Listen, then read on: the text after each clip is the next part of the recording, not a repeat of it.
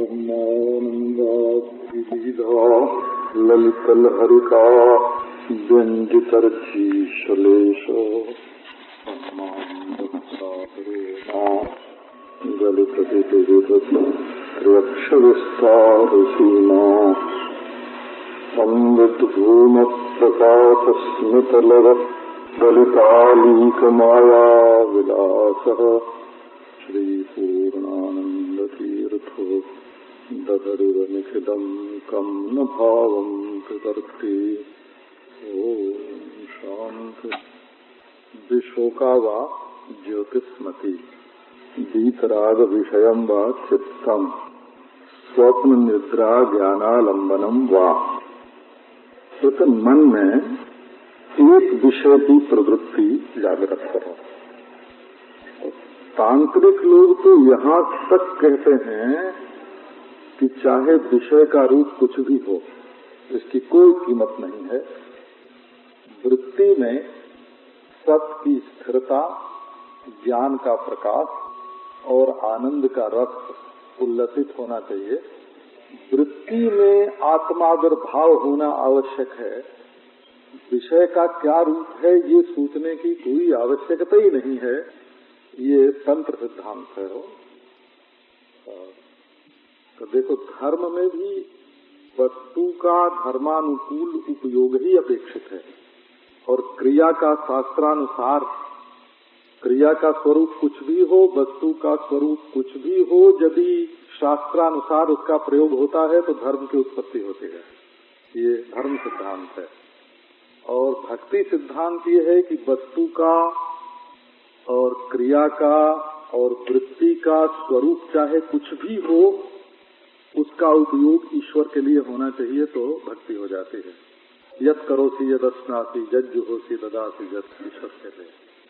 और योग का कहना है कि विषय और क्रिया की ओर मत देखो, वृत्ति को एक विषय करो। एक तत्वाभ्यास मुख्य है। यदि वृत्ति में एकाकारता आ गई तो भले शब्द संबित हो, स्पर्श संबित हो, रूप संबित हो, रस संबित हो, रस संबित हो, गंध संबित हो, वृत्ति की एकाकारता हमारे साधन है। ये योग मत है। धर्म में पूरी पूरी भक्ति का अंतर्भाव नहीं होता, क्योंकि प्रेम में केवल क्रिया ही क्रिया नहीं है, निष्क्रियता भी है। और भक्ति में पूरे पूरे योग का अंतर्भाव नहीं होता, क्योंकि वहाँ असंप्रज्ञात निर्बीज समाधि है और पुरुष का कैवल्यावस्थान है। भक्ति में कैवल्यावस्थान का अंतर्भाव नहीं हो सकता।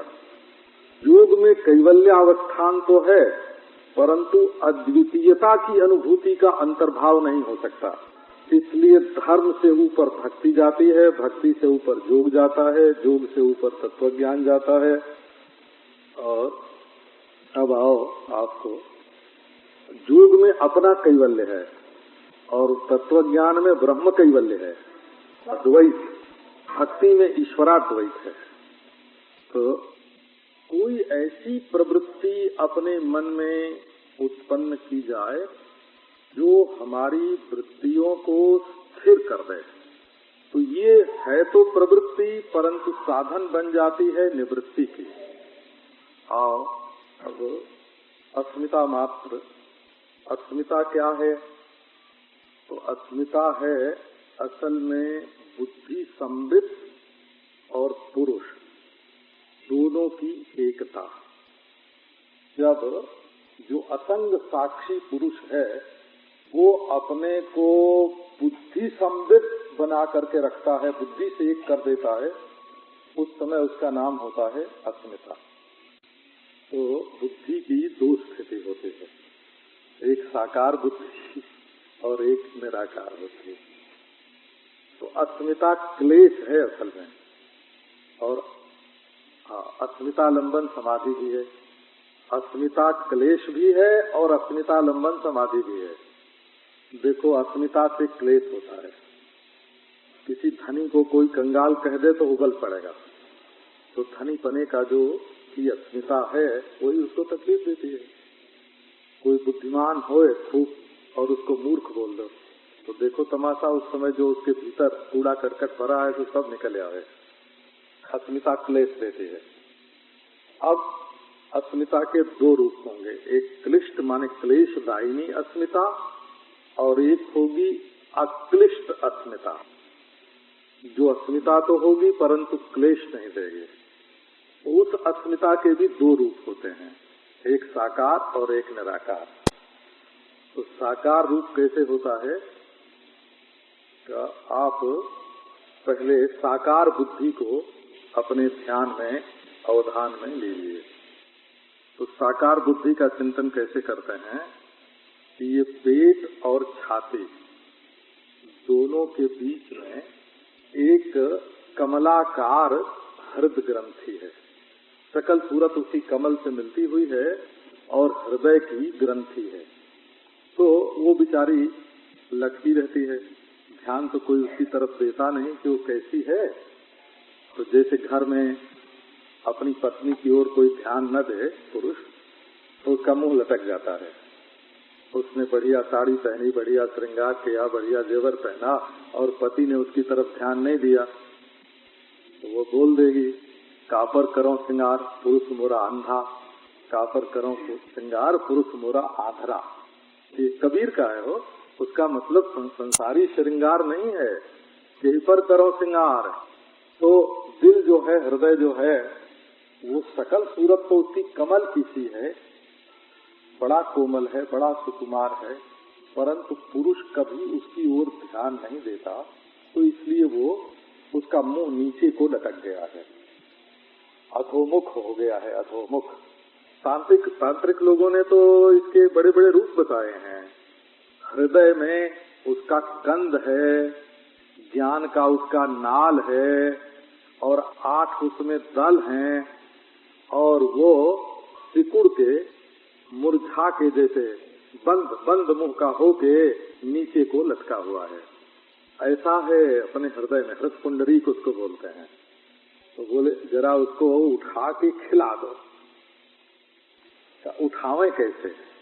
तो उठाने का तरीका ये है कि ये जब वायु को बाहर निकालते हैं ना, तो पेट थोड़ा सिकुड़ता है कि नहीं, रेचन करने से। तो एक तो मल का रेचन होता है, उसमें रेचक औषधि लेनी पड़ती है, और एक वायु का रेचन होता है, उसको ऊपर के मार्ग से वायु को निकाल देना पड़ता है। तो जब ऊपर को वायु को निकालते हैं तो यहाँ उसकी क्रिया ये होती है कि हृदय की जो कमलाकारता है वो ऊर्ध्वमुख हो जाती है रेचन करने से, वायु निकालने से। फिर वो कमल खिल जाता है। उसकी कर्णिका में ध्यान करते हैं अकार, उकार, मकार और अमात्र इनका। तो जागृत अकार, स्वप्न उकार और मकार सुषुप्ति, और उस पर से ब्रह्म नाड़ी सुषुम्ना जो है वो ऊपर को उठती है। वो इतनी सूक्ष्म है कि वो केवल शरीर में ही नहीं रहती, सूर्य चंद्रमा आदि के जितने मंडल हैं वो सब में व्याप्त होकर के रहती है। तो अब जब उस नाड़ी से आप ध्यान करोगे तो क्या होगा कि सूर्य, चंद्रमा, राम, कृष्ण, विष्णु, शिव, जिनको आप देखना चाहोगे बुद्धि तदाकार हो करके दिखाई पड़ेगी। ये है बुद्धि की साकार दशा। हृदय कमल और रेचक प्राणायाम के द्वारा उसका ऊर्ध्वमुखीकरण और उसका फिर विकासन, और विकासन के बाद उसकी कर्णिका पर अकार, उकार, मकार, और फिर ब्रह्म ध्वनि हो, ब्रह्म नाड़ी सुषुम्ना, और ओमकार ध्वनि के द्वारा सुषुम्ना नाड़ी से, चाहे फिर उस ध्वनि के द्वारा आप चाहे कोई भी आकार बना लो, ब्रह्मा बना लो, विष्णु बना लो, शिव बना लो, सूर्य चंद्रमा बना लो, प्रकाश स्वरूप बना लो, ये सब का सब। तो इससे क्या होता है कि बुद्धि संबित जो है, बुद्धि संबित जागृत अवस्था में आ जाती है। तो ये बुद्धि सत्व कैसा है बुद्धि का स्वरूप क्या है? भास्वरम आकाश कल्पम, ये एकदम प्रकाश स्वरूप है। भास्वर माने चमकदार, बिना रंग की चमक है इस बुद्धि तत्व में, और ये आकाश के समान विशाल है। अब इसमें आप सूर्य चंद्रमा जितनी स्पष्टता होगी उतने ही आप साकार रूप में, स्पष्ट रूप में सूर्य की प्रभा देखो, सूर्य के समान चमक, चंद्रमा के समान ज्योत्सना, चांदनी छिटकी हुई है, मणि के समान चम चम जगमग झिलमिल झलक निकल रही है, चिलक निकल रही है। आप अपने हृदय में इसका अनुभव कर सकते हैं। तो ये है साकार, साकार बुद्धि संबित। और इसमें जहाँ प्रवृत्ति उत्पन्न हुई, माने वृत्ति यदि बाहर के विषयों को देखना छोड़कर, बाहर के कर्मों का, वस्तुओं को देखना छोड़ करके, ये बाहर से तो निवृत्ति है लेकिन भीतर प्रवृत्ति है। ये प्रवृत्ति निवृत्ति का यही राज है, समझो राज है प्रवृत्ति निवृत्ति का, कि एक जगह से निवृत्ति होती है, दूसरी जगह प्रवृत्ति होती है। तो ये हृदय में बैठने का अभ्यास जब करोगे तो बाहर के विषयों से वैराग्य हो जाएगा। ये अभ्यास और वैराग्य दोनों यहाँ आया क्या? बाह्य विषयों से वैराग्य और अंतर विषय जो बुद्धि के आकार हैं उनमें उनका अभ्यास। तो बोले ठीक है, ये जो चमकदार आकाश के समान व्यापक बुद्धि सत्व है, सूर्य चंद्रमा ग्रह नक्षत्र मंडली के समान, इसमें फिर लोक लोकांतर का भी चिंतन करते हैं। बल्कि हमारे ये जो संत मत वाले हैं वो तो सुषुम्ना के भीतर भी कई नाडियों का सन्निवेश मानते हैं, और उनमें फिर अगम लोक, अलख लोक, सत्य लोक, ऐसे भिन्न भिन्न स्थितियों का सन्निवेश करते हैं। इनमें निर्गुणिया संत भी हैं और सरगुनिया भी हैं। वो लोग सगुण नहीं बोलते हैं, निर्गुण के बदले सरगुण बोलते हैं। अब कोई उसमें संस्कृत व्याकरण लगाने की जरूरत नहीं है। निर्गुण सरगुण, निर्गुनिया सरगुनिया, जैसे कबीर निर्गुनिया है और राधा स्वामी सरगुनिया हो, तो ऐसे चरण दास, पलटू दास, दादू दयाल, इन लोगों के संत तुलसी, ये नहीं रामायण वाले तुलसी नहीं, घट रामायण वाले तुलसी, वो हाथरसिया है। तो इन सब का जो मत है वो इसी साकार बुद्धि में योगस्थ होता है और इससे बाह्य प्रवृत्ति निवृत्त हो जाती है। तो एक दृष्टि से ये निवृत्ति है क्योंकि बाह्य विषय छूटते हैं, और एक दृष्टि से है ना ये प्रवृत्ति है क्योंकि अंतर में ध्यान होता है। अब ये बुद्धि संबित जहाँ शांत समुद्र के समान हो जाती है, कोई आकार ग्रहण नहीं करती है, न सूर्य न चंद्रमा न ब्रह्मा न विष्णु, न अगम लोक न अलख लोक न सत्य लोक, न धुरधाम न राधा स्वामी दयाल का, इसमें गोलोक साकेत आदि को भी बुद्धि सत्व की, बुद्धि संबित की साकार अवस्था मानते हैं, और वो भी अस्मिता के आधार पर ही अपना रूप दिखाती है। परंतु जहाँ अस्मि अस्मि की प्रधानता हो जाती है, अस्मि मात्र की प्रधानता, निस्तरंग महोदधि के समान, निस्तरंग समुद्र के समान जहाँ हो जाते हैं, शांतम अनंतम अस्मिता मात्रम भवती, शांत दशा अस्मिता की हो जाती है और कोई सीमा उसमें देश काल वस्तु की नहीं भासती है, अपना पराया कुछ नहीं भासता है, शांत महोदधि के समान। ये अस्मितालंबन समाधि, अस्मितालंबन समाधि हो जाती है तो वही क्लेश वाली अस्मिता, क्योंकि यहाँ दृश्य जो बुद्धि है और दृष्टा जो असंग पुरुष है, उन दोनों की एकता है। तो विषय के दर्शन में भी दोनों की एकता है और बुद्धि की शांति में भी दोनों की एकता है, परंतु शांति ऐसी जैसे निस्तरंग समुद्र हो, आकाश अनंत। बुद्धि आकाश के समान है और प्रकाशमान है, और उसमें बहुत सी चीजें हैं, जैसा प्रकाश चाहो वैसा देख लो। वो तो साकार संबित हुई, साकार बुद्धि हुई, और जहाँ आकारों को देखना छोड़ करके केवल प्रकाश मात्र शांत अनंत बुद्धि रहती है, और उस बुद्धि से अस्मिता, ये जो असंग पुरुष है वो एक होकर के बैठा हुआ है, बस हूँ अस्मि, वहाँ यह नहीं है, वहाँ यह नहीं है, वहाँ केवल मैं है और शांत है और अनंत है। तम अणुमात्रम आत्मानम अनुविद्य अस्मि इत्येवं तावत् संप्रजानीते। संप्रजानीते में, प्रजानीते में संप्रजानीते, ये सम और प्र दो उपसर्ग का प्रयोग करके बताया कि ये संप्रज्ञात समाधि है, संप्रजानीते। और अस्मिता मात्रम करके बताया कि अस्मिता लंबन समाधि है, संप्रज्ञात। तो वहाँ चित्त की स्थिति क्या है कि शांत है, देश काल आदि के परिच्छेद का पता नहीं है, परम सूक्ष्म है, और ऐसा लगता है कि जैसे हम अपने स्वरूप में ही स्थित हैं, मेरे सिवाय जैसे दूसरी कोई चीज ही न हो ऐसा भासता है। मैं ही हूँ, मैं ही हूँ, दूसरा है कि नहीं है इससे कोई मतलब नहीं। बोले ये दोनों अवस्था जो हैं, बुद्धि संबित की साकार अवस्था और बुद्धि संबित की निराकार अस्मिता मात्र अवस्था, ये दोनों विशोक दशा है। विशोका वा ज्योतिषमती, दोनों में से किसी में भी तुम स्थित हो जाओ तो शोक नहीं होगा। ये बैकुंठ, साकेत, गोलोक, कैलाश, ये सब अनुग्रह विग्रह सांब सदाशिव शैव लोग बोलते हैं। प्रकृति प्राकृत से अतीत लक्ष्मी नारायण, गोलोक राधा कृष्ण, साकेत सीता राम, बैकुंठ लक्ष्मी नारायण, ये सब नारायण। और ये क्या है?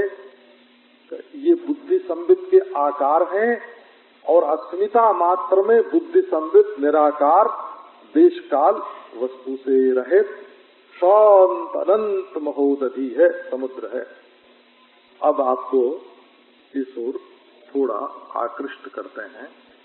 वो क्या है कि असल में यदि समुद्र में कोई ऊपर ऊपर हो तो मालूम पड़ेगा कि अनेक प्रकार की तरंगें उठ रही हैं, और यदि भीतर प्रवेश कर जाए तो मालूम पड़ जाएगा कि वहाँ शांत धारा बहती रहती है।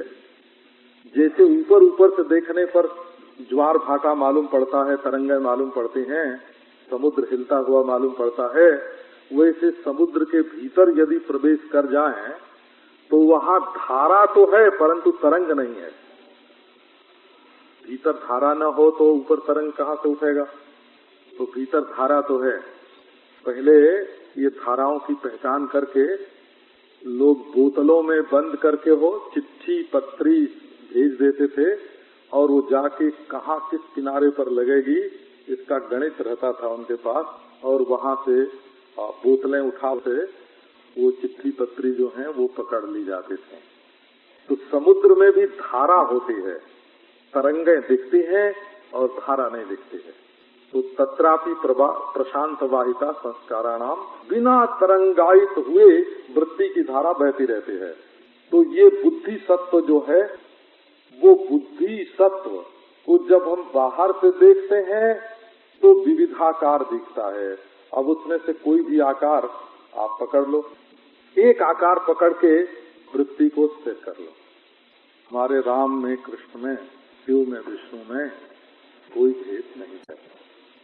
तो और नहीं तो बिल्कुल आकार को छोड़ना जो है, आकार छोड़े हुए जो बुद्धि सत्व है, जहाँ तरंगें नहीं उठती हैं, वो भी आपके चित्त का ही एक स्थान है। तो वहाँ आप शांत हो जाइए, केवल अस्मि, मैं के सिवा वहाँ और कुछ उदय अस्त नहीं होता है। वहाँ केवल मैं ही मैं है, अस्मिता मात्र।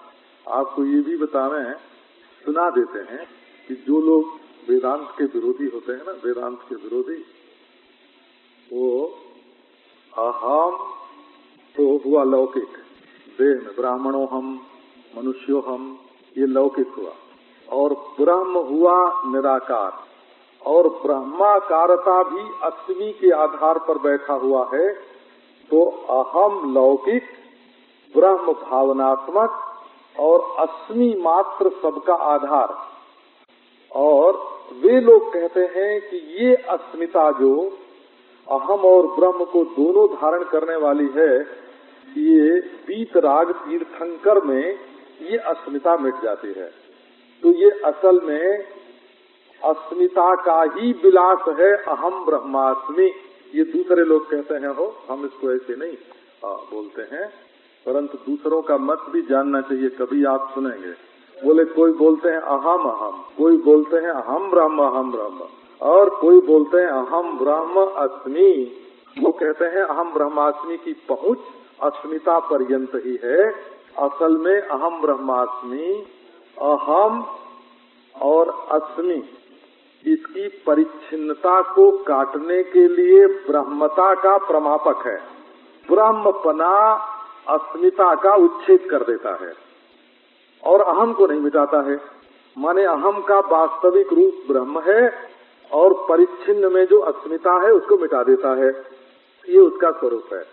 तो हमारी बुद्धि संबित भी साकार बुद्धि संबित, तो निराकार बुद्धि संबित का रूप है केवल अस्मिता मात्र। ये समाधि है।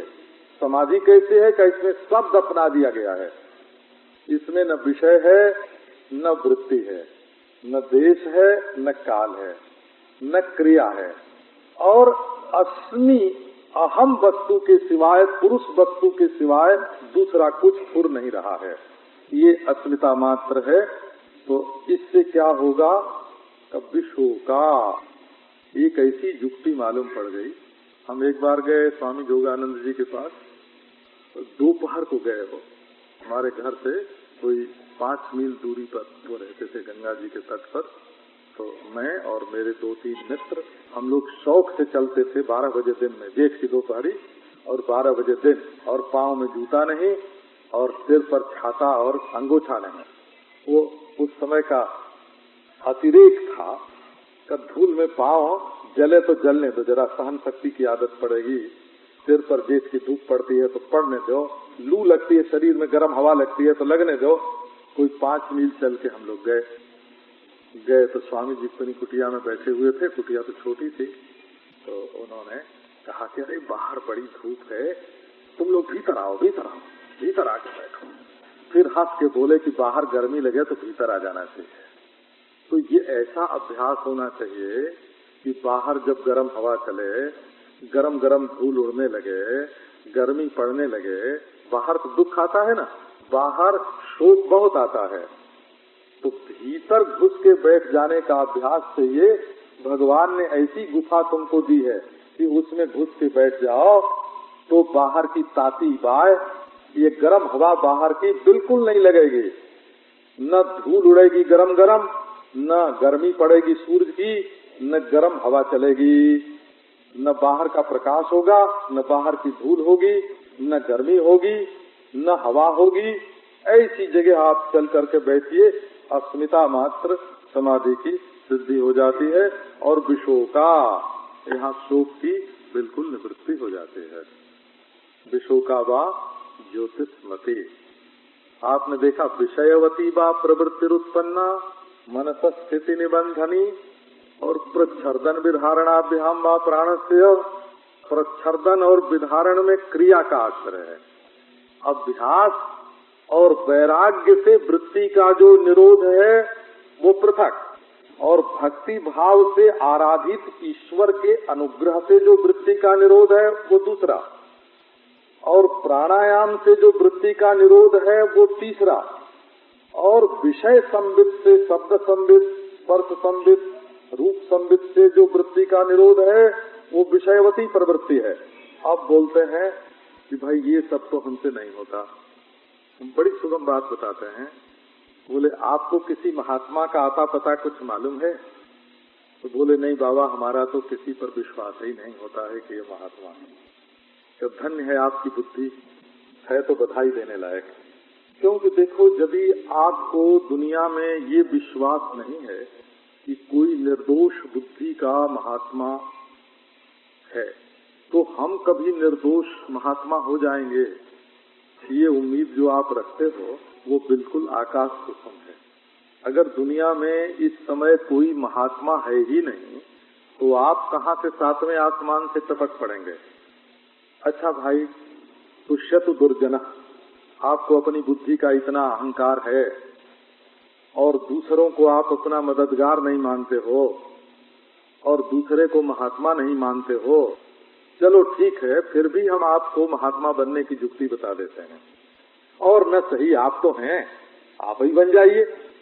अच्छा, तो इस समय दुनिया में कोई महात्मा है ये बात आप मत मानिए, पर ये तो मानिए कि पहले थे, कि वो भी नहीं मानेंगे। यदि पहले थे ये नहीं मानेंगे तो आगे होंगे ये भी नहीं मान सकते, और यदि दूसरे को नहीं मानेंगे तो अपने को भी महात्मा हम हो सकेंगे ये विश्वास नहीं कर सकते।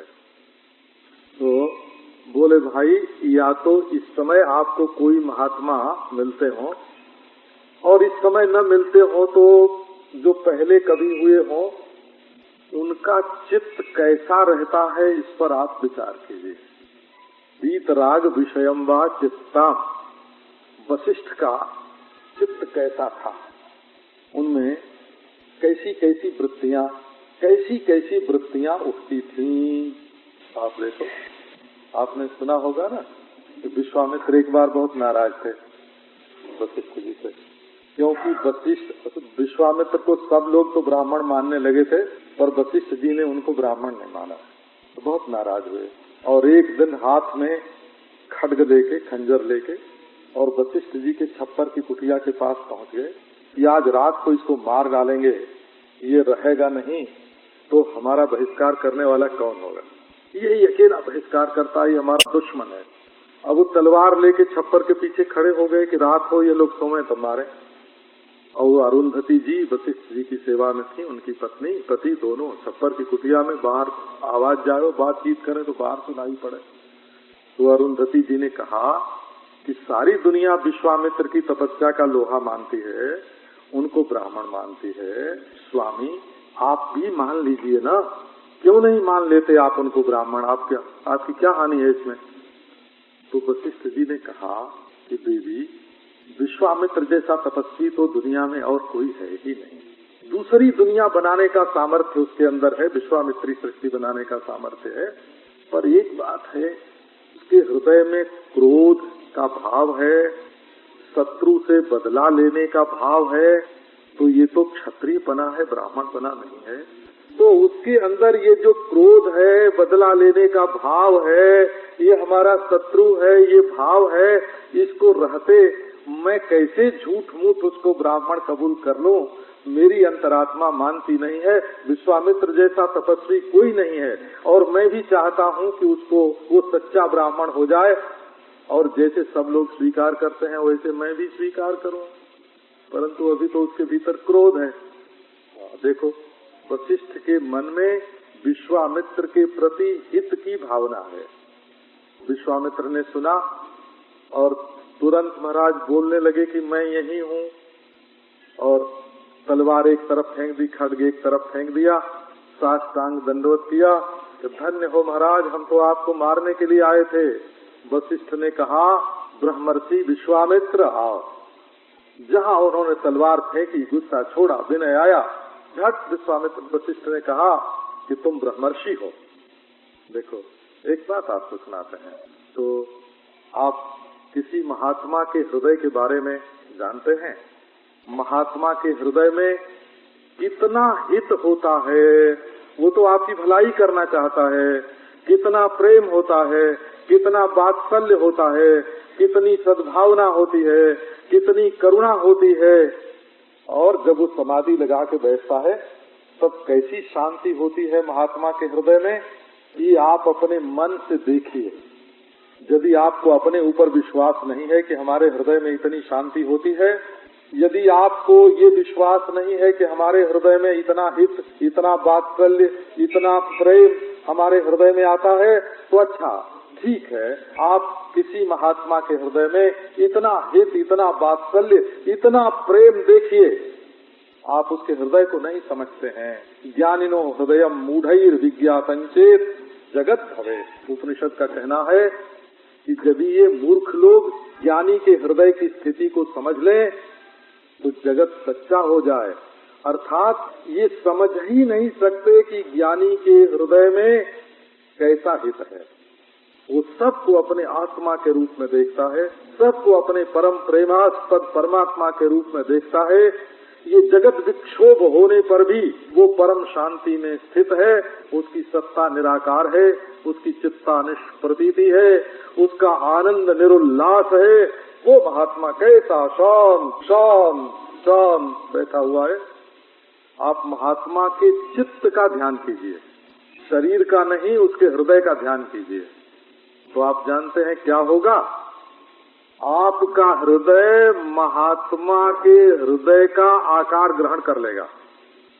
वीतराग हृदयाकार आपका हृदय हो जाएगा। आपका हृदय कैसा? वीतराग हृदयाकार। सकल सूरत की बात मैं नहीं कर रहा हूँ। एक ने कहा भाई महात्मा लोग तो अच्छा काम करते हैं, तो उन्होंने देखा एक महात्मा रोटी बांट रहे हैं, तो उन्होंने कहा ठीक है, जो महात्मा होता है वो रोटी बांटता है। तो उन्होंने भी रोटी बांटना शुरू कर दिया। उन्होंने देखा उनकी दाढ़ी ऐसी है तो ऐसी दाढ़ी बना ली, उनकी जटा ऐसी है तो जटा बना ली, उनकी वेशभूषा ऐसी है तो वेशभूषा बना ली। सब कुछ तो बना लिया, लेकिन दिल वैसा नहीं बनाया, है ना। तो असल में वेशभूषा का नाम महात्मा नहीं है, जटा का और कपड़े का नाम महात्मा नहीं है, धूनी रमाने का नाम महात्मा नहीं है, आग तापने का नाम महात्मा नहीं है, रोटी बांटने का नाम महात्मा नहीं है। महात्मा है उस शरीर के भीतर जो हृदय रहता है सो। तो आप समाधि लगाना चाहते हैं, शांत होना चाहते हैं, तो अपने हृदय को भी समाध्याकार करना पड़ेगा, शांत्याकार करना पड़ेगा। बोले हमसे तो नहीं होता है बाबा। अच्छा आपसे नहीं होता है तो किसी का दिल ऐसा है ऐसा सोचिए। बोले ये भी नहीं आता है कि किसी का दुनिया में ऐसा दिल हो सकता है। बोले अच्छा भाई है नहीं आता है तो था सोचो। उसमें था, काल जो है वो अविवक्षित है, उस पर काल का असर नहीं पड़ेगा कि पहले था कि अब है। अच्छा इस देश में कोई न मालूम पड़ता हो तो आप यही सोचिए कि वो हिमालय के उस पार होगा, तिब्बत में होगा। आप यही सोचिए कि वो अमेरिका में होगा।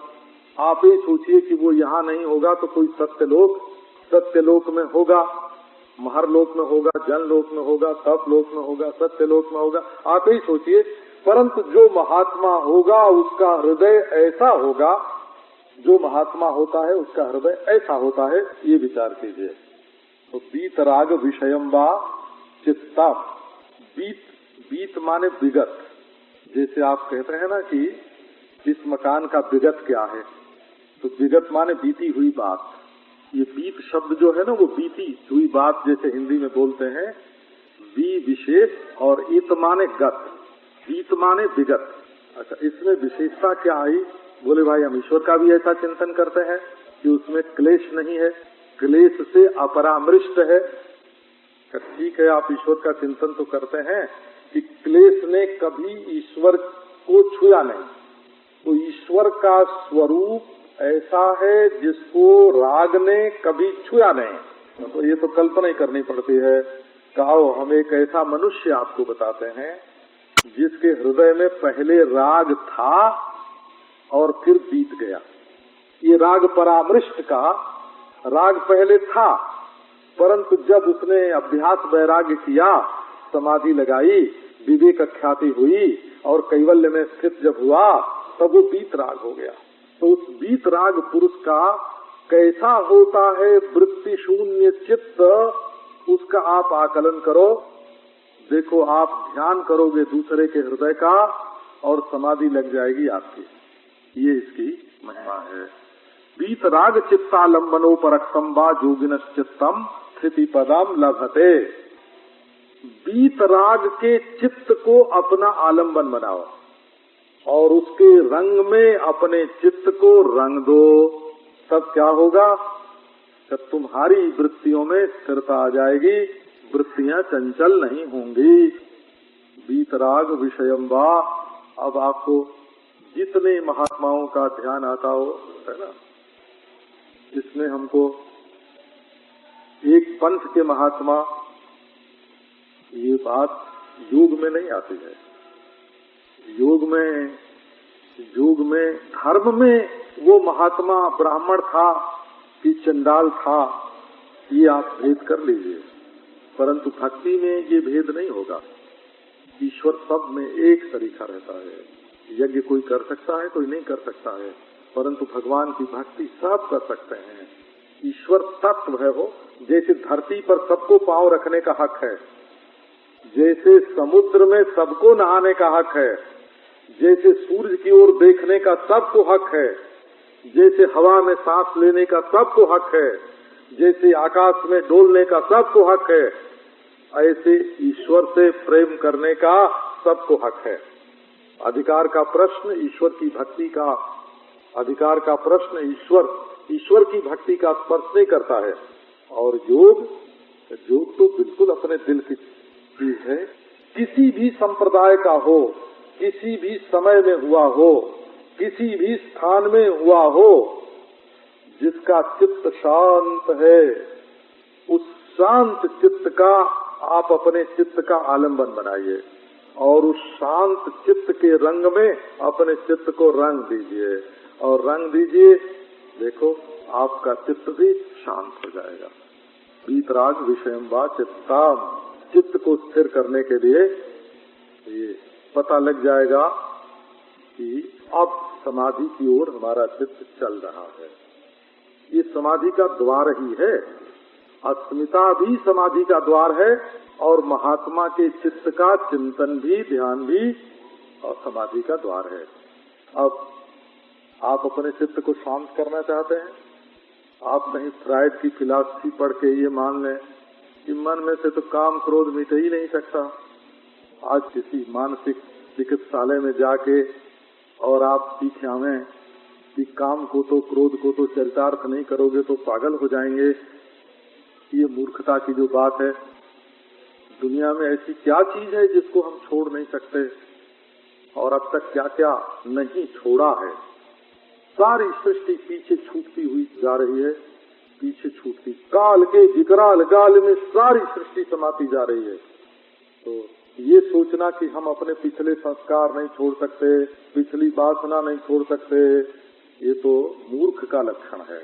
आप लोग बुरा मत मानना। बोला बुद्धे फलम अनाग्रह, किसी चीज को पकड़ के न बैठ जाना, ये बुद्धिमत्ता की पहचान है। बुद्धे फलम, जड़ता आ जाएगी हो।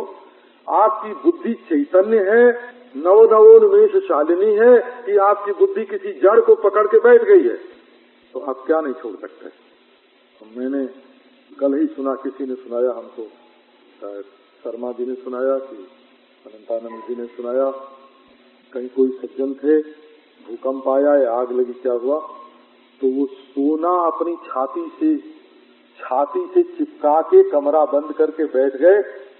तो मरे तो उनका जब मुर्दा मिला तो छाती से चिपका हुआ सोना मिला, है ना, छाती से चिपका हुआ सोना मिला। अरे उस सोने को घर में फेंक के, सन 31 में भूकंप आया हो तो हम सब लोग खपरेल का घर, मिट्टी का घर से झट बाहर निकल गए। भूकंप आया, घर हिलने लगा, थोड़ा गिर भी गया। सन 31 की बात है। पर हमारे घर में एक ऐसी माता थी, उन्होंने कहा कि मैं घर से बाहर पांव कैसे रखूं। अब तक जब से ब्याह के इस घर में आई तब तक घर से बाहर पांव नहीं रखा, तो मैं इसी में मर जाऊंगी लेकिन घर से बाहर पांव नहीं रखूंगी। अरे जिंदा रहती तो और धर्म करती और तीर्थ करती, है ना। वो मरी नहीं, ईश्वर कृपा से बच गई। लेकिन मनुष्य जब जिद पकड़ के बैठ जाता है ना, तब वो दुनिया को छोड़ नहीं पाता है। और नारायण आपके अंदर तो छोड़ने का सामर्थ्य है। बोले भाई छोड़ने के लिए कुछ सहारा तो चाहिए, तो ये सब सहारा ही आपको बता, आलम्बन माने सहारा। अब आपको देखो, अच्छा जाओ दूसरे के दिल की बात छोड़ दो, आओ अपने दिल की बात अब करते हैं। आपको सपने आते हैं कि नहीं, और कभी अच्छी नींद आती है कि नहीं? तो सपने तो आते हैं। हमने तो सपने में कितनी बार शंकर जी का दर्शन किया है। कैलाश पर्वत है, चारों तरफ बर्फ है, और शंकर जी को हमने सपने में देखा है। हमने राधा कृष्ण को आपस में प्रेम करते स्वप्न में देखा है। तुलसीदास लीला होते स्वप्न में देखी है।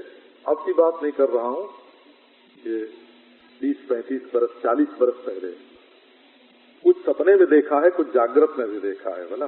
ऐसा आपको इसलिए बता रहे हैं कि आपको भी कभी कोई स्वप्न ऐसा आता होगा, बढ़िया बढ़िया स्वप्न। गंगा जी बह रही हैं, हिमालय सिर उठाए खड़ा है, हरा हरा जंगल है, कोई महात्मा बैठे हैं, कोई देवता आकाश से उतर रहे हैं, कोई ऋषि आ रहे हैं। क्या आपको जिंदगी में कभी अच्छा सपना नहीं आया? अच्छा, तो आप जागृत में आसन बांध के ठीक ठीक बैठ जाइए और उस स्वप्न को फिर से देखिए, उस स्वप्न को देखने की कोशिश कीजिए। यदि कभी आपके मन में स्वप्न आया है, उत्तम स्वप्न आया है, तो आप उसी उत्तम स्वप्न का चिंतन कीजिए और चिंतन करते करते उसी में तन्मय हो जाइए, आपका चित्त स्थिर हो जाएगा। अच्छा नहीं महाराज, हमको तो कोई कहे, हमको तो अच्छा सपना भी कभी नहीं आया है, हमने तो ऐसे ऐसे सपने देखे हैं, आपको क्या बताएं। तो अच्छा, आपको नींद कभी अच्छी आई है कि नहीं? जिस नींद से उठ के आपको ऐसा अनुभव हो कि बड़ी अच्छी नींद आई, बड़ा आराम मिला, सुखम हम अस्वाम, आज बड़े आराम की, बड़े सुख की नींद आई और शरीर का श्रम मिट गया, मन हल्का हो गया, ऐसा अनुभव आपको कभी हुआ है कि नहीं? अच्छा, तो आप बैठ जाइए प्रेम से और उस दिन की नींद कैसी आई थी उसको इस समय अपने ध्यान में उतारने की कोशिश कीजिए। इस समय जागते समय, अब देखो आप अभ्यास वैराग्य करके अपने स्वरूप में नहीं बैठ सकते, ईश्वर की भक्ति करके उसके अनुग्रह को अपनी ओर, सबके ऊपर उसका अनुग्रह है, पर जब आप भक्ति करेंगे तो उसके अनुग्रह को आप रास्ता देंगे अपने भीतर प्रकट करने के लिए। वो नहीं कर सकते का अच्छा प्राणायाम नहीं कर सकते, का अच्छा किसी विषय में मन नहीं लगा सकते, अस्मिता मात्र का शांत होकर के ध्यान नहीं कर सकते, किसी महात्मा को वो वीतराग नहीं मान सकते। अच्छा, तो आप अपने सपने को तो प्रमाण मानते हैं कि हाँ हमने ऐसा सपना देखा है। अच्छा, सपना भी न देखा हो तो अपनी वो सुषुप्ति, असल में सुषुप्ति का ध्यान करने से समाधि लगती है और स्वप्न का ध्यान करने से इष्टदेव के लोक का दर्शन होता है। आप मर्त्यलोक छोड़कर वैकुंठ में पहुंच जाएंगे। यदि आप न देखा हो तब भी एक नया सपना अपने दिल में बना लीजिए। आओ हम एक ऐसा सपना, अभी देखा तो नहीं, देखेंगे। कैसा सपना देखेंगे?